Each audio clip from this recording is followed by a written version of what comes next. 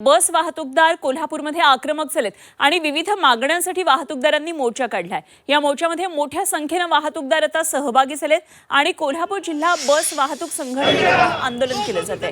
Dabholkar corner इथून प्रादेशिक परिवहन कार्यालयापर्यंत हा मोर्चा काढला जाणार आहे। या मोर्चामुळे कोल्हापुरातलं वातावरण आता आणखी तापलेलं आहे आणि याचाच आढावा घेतला आमचे प्रतिनिधी प्रताप नाईक यांनी।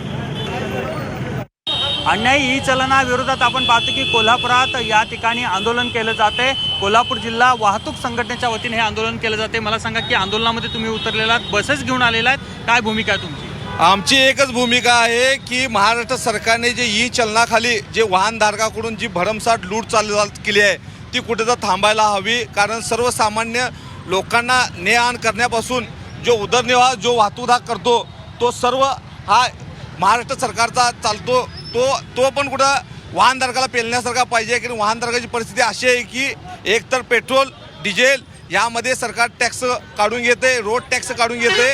ऐकणं हे त्यांच्यावर बंधनकारकच असणार आहे, ऐकायलाच पाहिजे, तरच आमचा हा व्यवसाय टिकून राहणार आहे।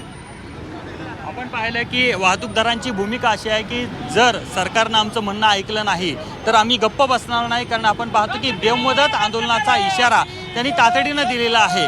गाडी दिसली की दंड आकार अशा प्रकारची भूमिका सरकारची असेल तर ती कदापि आम्हाला मान्य नाही, अशा प्रकारची भूमिका घेत कोल्हापुरात या आंदोलकांनी आंदोलन सुरू केलेलं आहे।